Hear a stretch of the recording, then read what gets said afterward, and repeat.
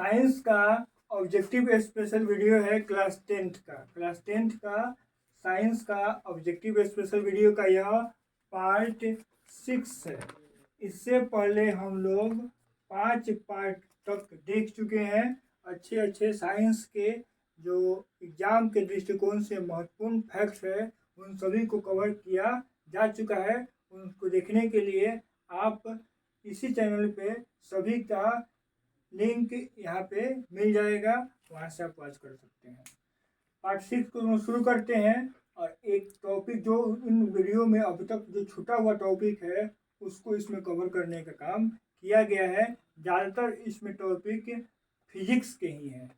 शुरू करते हैं हम लोग। अवतल दर्पण से क्या क्या महत्वपूर्ण फैक्ट्स एग्जाम में, बोर्ड के एग्जाम में पूछे जाते हैं। यह मिशन है 40 में 40 ऑब्जेक्टिव पूरा कराने का बोर्ड में। अवतल दर्पण को अभिसारी दर्पण भी कहते हैं, अभिसारी दर्पण भी कहते हैं, अभिसारी दर्पण भी कहते हैं। अभिसारी दर्पण, अवतल दर्पण को अभिसारी दर्पण भी कहते हैं, याद रखिएगा। इसके लिए एक ट्रिक बनाया गया है जो रील में मिलेगा, फेसबुक पे, इंस्टाग्राम पे और यूट्यूब पे आप रील में देखेंगे। बहुत ही आसान भाषा में उसको बताया गया है कि किसको अभिसारी लेंस कहेंगे, किसको अभिसारी दर्पण कहेंगे। इसको क्लियर किया गया है, भूलेंगे नहीं आप। अवतल दर्पण से पहला बात तो इसे अभिसारी लेंस अभिसारी दर्पण कहते हैं। और अवतल दर्पण उत्तल लेंस जैसा व्यवहार करता है। अवतल दर्पण का फोकस नेगेटिव होता है, याद रखिएगा, लिख लीजिएगा। और इसका प्रतिबिंब जो है वास्तविक उल्टा और वस्तु से बड़ा बनाता है और आभासी बनाता है। वास्तविक बनाता है, उल्टा बनाता है और बड़ा बनाता है। ये इसका नेचर है। अवतल दर्पण का वस्तु से इसका प्रतिबिंब क्या बनता है, तो बड़ा बनता है। कोई भी चीज़ हम लोग अवतल दर्पण में देखेंगे तो छोटा चीज़ बड़ा दिखाई देगा। इसका प्रयोग कहाँ कहाँ पे होता है, तो इसका प्रयोग हजामती दर्पण में भी किया जाता है, हजामती कामों में भी किया जाता है। और कहाँ पे, तो सर्च लाइट के प्रवर्तक पृष्ठ पर अवतल दर्पण का प्रयोग किया जाता है। हेडलाइट, गाड़ी का जो हेडलाइट होता है वहाँ पर भी अवतल दर्पण का ही प्रयोग किया जाता है। डॉक्टरों द्वारा, जो डॉक्टर ईएनटी के डॉक्टर होते हैं, ईएनटी का मतलब हुआ ईयर, नोज, टीथ, दांत के जो डॉक्टर होते हैं, ये सब चेकअप के लिए अवतल दर्पण का ही इस्तेमाल करते हैं। और सोलर कुकर में भी अवतल दर्पण लगा होता है और यह आवर्धित प्रतिबिंब बनाता है, मतलब अपने से बड़ा वस्तु से बड़ा प्रतिबिंब बनाता है ये अवतल दर्पण से। और इसका प्रवर्तक सतह कैसा होता है, तो इसका प्रवर्तक सतह बीच में धंसा हुआ, इस तरीके से बीच में धंसा हुआ और किनारे किनारे उभरा हुआ होता है। ऐसे याद रखेंगे, ऐसे होता है।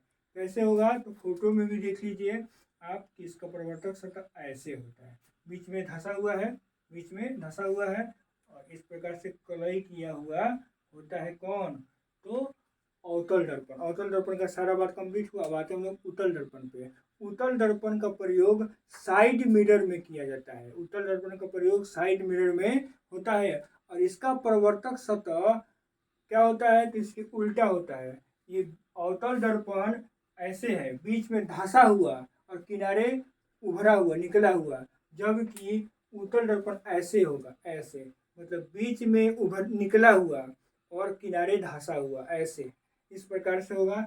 इसका भी हम लोग फोटो के तौर पर लोग देख सकते हैं। ऐसे बनाता है, कैसे बनाएगा, ऐसे बनाएगा और इसका ये हुआ कैसे,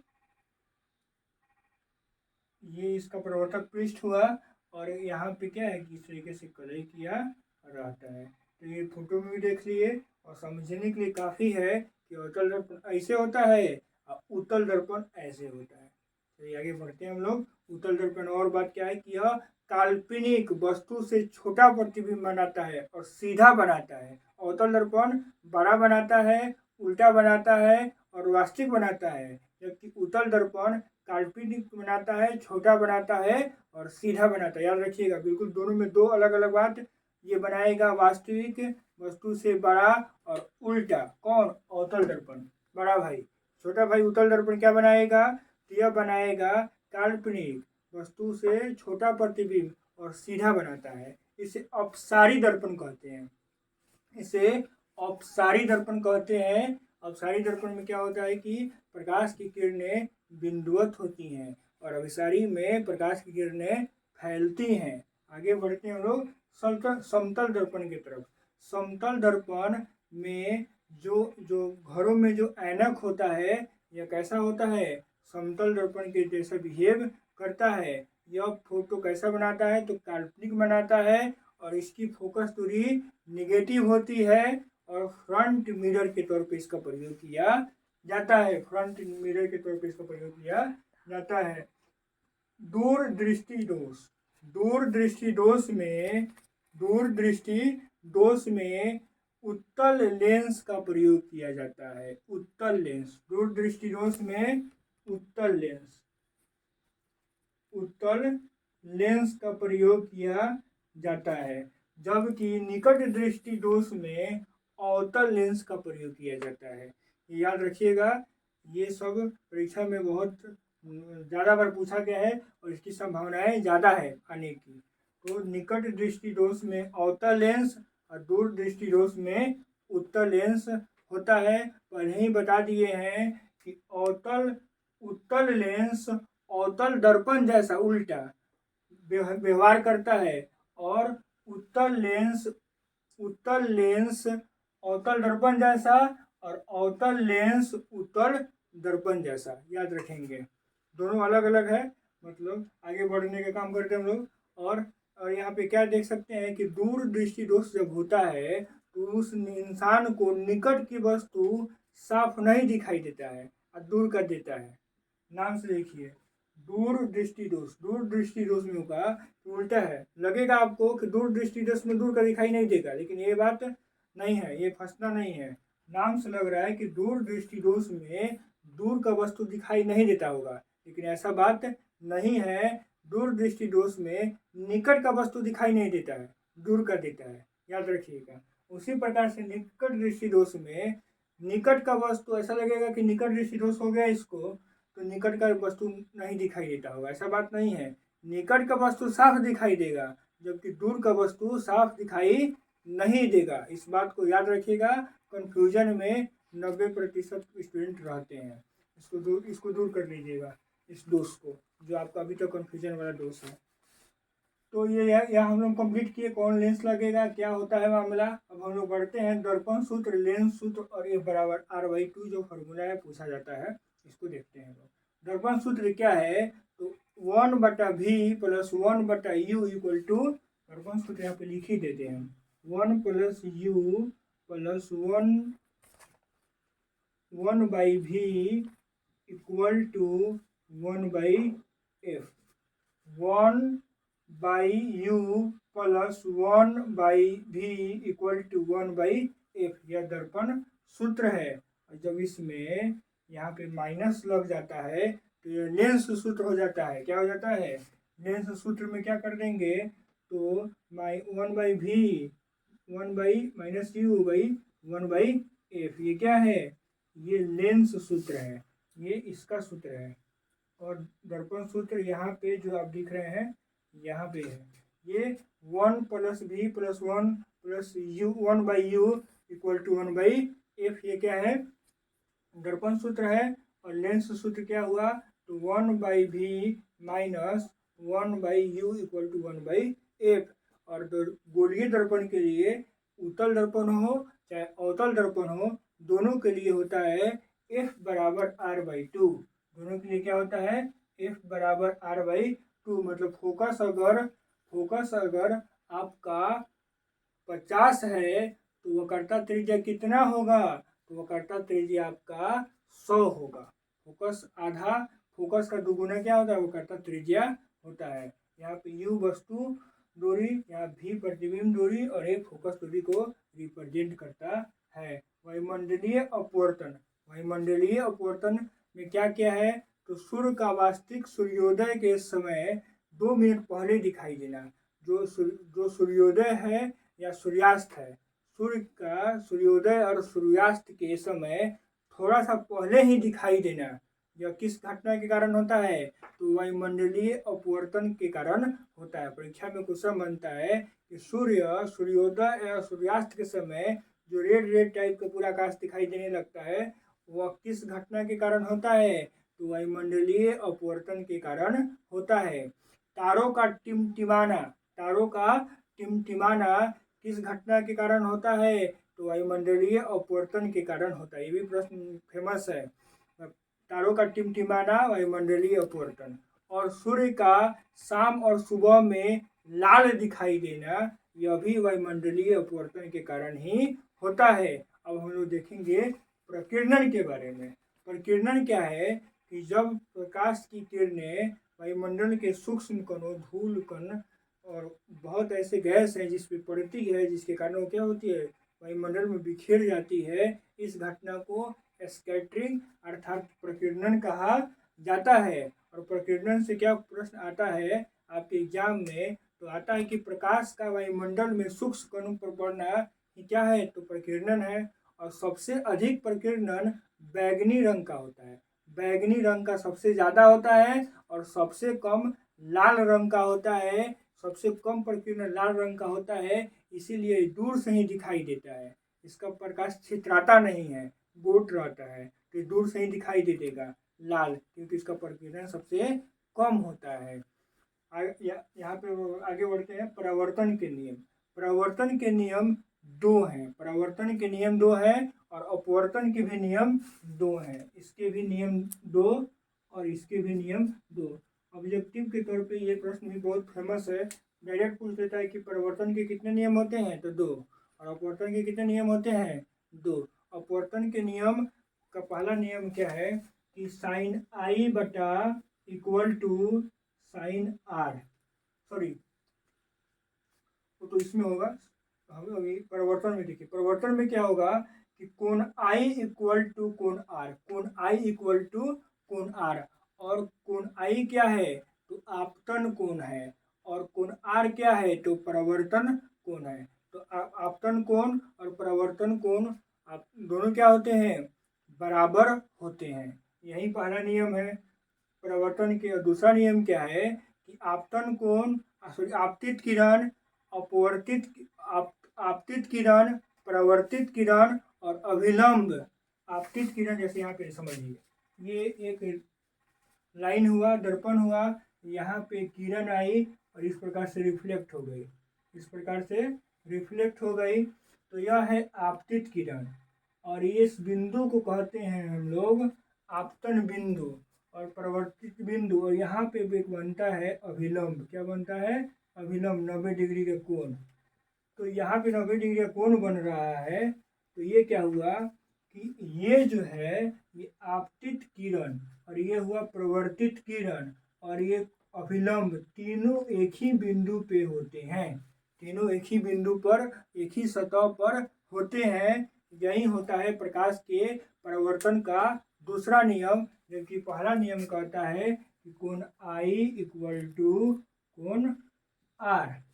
आगे बढ़ते हैं हम लोग। परावर्तन के दूसरा अपवर्तन के नियम। अपवर्तन का नियम कहता है कि आपतित किरण, अपवर्तित किरण और अभिलंब पर एक ही सतह पर होता है। और दूसरा नियम कहता है कि साइन आई बटा साइन आर, साइन आई बटा साइन आर, ये प्रकाश के अपवर्तन के नियम है। आते हैं जनित्र पे।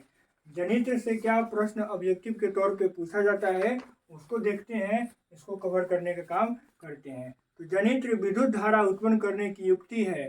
जनित्र विद्युत धारा उत्पन्न करने की युक्ति है। और यांत्रिक ऊर्जा से विद्युत ऊर्जा, यांत्रिक ऊर्जा से विद्युत ऊर्जा में किसके द्वारा बदला जाता है? तो जनित्र के द्वारा बदला जाता है। अब हम लोग और क्या देखेंगे कि यांत्रिक ऊर्जा को विद्युत ऊर्जा, यांत्रिक ऊर्जा को विद्युत ऊर्जा कौन बदलता है? तो जनित्र। जनित्र वही है जनरेटर। जनरेटर का क्या क्या कहते हैं हम लोग? साधारण भाषा में इसे कहते हैं जनरेटर। आगे बढ़ते हैं हम लोग। विद्युत चुंबकीय प्रभाव, यह किस सिद्धांत पे कार्य करता है? तो विद्युत चुंबकीय प्रभाव के सिद्धांत पर कार्य करता है, जिसका काम है कि यांत्रिक ऊर्जा को विद्युत ऊर्जा में बदलने का। प्रश्न बनता है कि यांत्रिक ऊर्जा को विद्युत ऊर्जा में कौन बदलता है? तो जनित्र बदलता है। और किस सिद्धांत पर कार्य करता है? तो विद्युत चुंबकीय प्रभाव के सिद्धांत पर कार्य करता है। आगे बताओ डायनेमो। डायनेमो क्या है? तो डायनेमो में क्वेश्चन होता है यांत्रिक ऊर्जा से विद्युत ऊर्जा, ये उल्टा है। वो कह रहा था कि डायनेमो भी क्या है कि यांत्रिक ऊर्जा को विद्युत ऊर्जा में, यांत्रिक ऊर्जा को, डायनेमो भी कहाँ लगा होता है? तो जनरेटर में। डायनेमो भी क्या होता है? तो जनरेटर में लगा होता है। क्या क्वेश्चन बनेगा कि यांत्रिक ऊर्जा को विद्युत ऊर्जा में, ये भी यांत्रिक ऊर्जा को विद्युत ऊर्जा में और ये भी यांत्रिक ऊर्जा को विद्युत ऊर्जा में, मतलब यांत्रिक ऊर्जा को, यांत्रिक ऊर्जा को विद्युत ऊर्जा में, विद्युत ऊर्जा में, यांत्रिक ऊर्जा को विद्युत ऊर्जा में, ये दोनों क्या करते हैं? बदलने के काम करते हैं। जबकि मोटर क्या करता है? और ये किस सिद्धांत पे डायनेमो कार्य करता है? तो विद्युत चुंबकीय प्रेरण के सिद्धांत पे कार्य करता है। विद्युत चुंबकीय प्रेरण के सिद्धांत पर कार्य करता है डायनेमो। और मोटर का काम है कि विद्युत ऊर्जा को यांत्रिक ऊर्जा में, उल्टा मोटर क्या करेगा कि विद्युत ऊर्जा को यांत्रिक ऊर्जा में बदलेगा। जबकि डायनेमो और जनित्र क्या करते हैं? यांत्रिक ऊर्जा को विद्युत ऊर्जा में बदलने का काम करते हैं। आगे बढ़ते हैं लोग। जल विद्युत संयंत्र। जल विद्युत संयंत्र यह स्थित ऊर्जा को विद्युत ऊर्जा में बदलता है। यह स्थित ऊर्जा को विद्युत ऊर्जा में बदलता है। याद रखेंगे जल विद्युत संयंत्र में क्या होता है कि स्थित ऊर्जा को विद्युत ऊर्जा में बदलता है और इसमें वलय का प्रयोग किया जाता है। सौर सेल क्या है? तो सौर सेल में क्या है कि सिलिकॉन और जर्मेनियम, सौर सेल बनाने में दो धातु बहुत ही प्रसिद्ध है। एक है सिलिकॉन और दूसरा है जर्मेनियम। सिलिकॉन और जर्मेनियम सौर सेल बनाने में उपयुक्त धातु है। सौर सेल में क्या होता है कि सौर ऊर्जा से विद्युत ऊर्जा बनाया जाता है। सौर ऊर्जा से विद्युत ऊर्जा बनाया जाता है। विद्युत फ्यूज ऊष्मीय प्रभाव के सिद्धांत पर कार्य करता है। ऊष्मीय प्रभाव के सिद्धांत पर कार्य करता है विद्युत फ्यूज। और स्विच लगाए जाते हैं तो गर्म तार में। गर्म तार का मतलब हुआ इसमें डायरेक्ट लाइन आती है, रेड कलर का ये तार होता है। अर्थ पर मैक्सिमम धातु कौन मिलता है? तो एल्युमिनियम। अर्थ पर, पृथ्वी पर मैक्सिमम अधिकतम कौन सी धातु पाई जाती है? तो एल्युमिनियम। याद रखेंगे। फादर ऑफ पीरियोडिक टेबल किन्हें कहा जाता है? तो मेंडलीव को। फादर ऑफ पीरियोडिक टेबल किन्हें कहा जाता है? तो मेंडलीव को। क्योंकि पीरियोडिक टेबल को बनाने का सबसे पहला काम किसने किया था? और तो मेंडलीव ने किया था। आगे बढ़ते हैं हम लोग। जो पीरियोडिक टेबल है, आज के समय में जो मोस्ले की जो पीरियोडिक टेबल का हम लोग अध्ययन करते हैं उसमें 18 वर्ग है, 18 ग्रुप है, ग्रुप को ही वर्ग कहा जाता है। तो 18 वर्ग है और 7 आवर्त है। याद रखेंगे, भी प्रश्न बनता है। तो 17वें ग्रुप में क्या बात है? तो 17वें ग्रुप को हैलोजन कहते हैं। 17वें ग्रुप को हैलोजन कहते हैं। इसमें मुक्त इलेक्ट्रॉन होते हैं। इसमें मुक्त इलेक्ट्रॉनों की संख्या इसमें कितना होता है? तो 7 होता है। और इसकी वैलेंसी क्या होती है? तो 1 होती है। इसकी वैलेंसी क्या होती है? 1 होती है। और 18वें ग्रुप का क्या नेचर है? यह इसे शून्य वर्ग का तत्व कहा जाता है, क्योंकि इसमें वैलेंसी नहीं होती है, यह रिएक्शन में भाग नहीं लेते हैं, इसीलिए इन्हें अक्रिय तत्व के नाम से जानते हैं। इसके लिए भी रील आया है, हेने यरकरमार जे रन ना जाओ। आप रील डाला गया है कहाँ पे? तो फेसबुक पे, इंस्टाग्राम पे और यूट्यूब पे प्रीतम क्वाइनर टीम से, वहाँ पे आप जाएंगे तो देख सकते हैं। ओजोन O3 को कहते हैं। ओजोन किसको कहते हैं? तो O3 को कहते हैं। यहाँ पे आप इसको याद रखेंगे। और क्या क्या आपको याद करना चाहिए जो एग्जाम के दृष्टिकोण से महत्वपूर्ण है उसको देख लीजिए। ओजोन O3 को कहते हैं। और सबसे भारी धातु कौन है? तो ओस्मियम है। ओस्मियम ये लिख लीजिए। ओस्मियम क्या है? तो सबसे भारी धातु है। यूरेनियम का अयस्क कौन है? तो मोनेजाइट है। यूरेनियम का अयस्क का नाम क्या है? तो मोनेजाइट, मोनेजाइट। और यूरेनियम का अयस्क एक और है जिसका नाम है पिंच ब्लेड। क्या है? पिंच ब्लेड, जिसको U3O8 से लिखते हैं। पिंच ब्लेड U3O8 से लिखते हैं, यूरेनियम का अयस्क है। यहाँ पे पार्ट 6 को हम लोग कंप्लीट किए। साइंस का ऑब्जेक्टिव स्पेशल वीडियो है जो आपके एग्जाम के प्रिपरेशन में आपको मजबूती प्रदान करेगा। 40 में 40 स्कोर यहीं से होगा।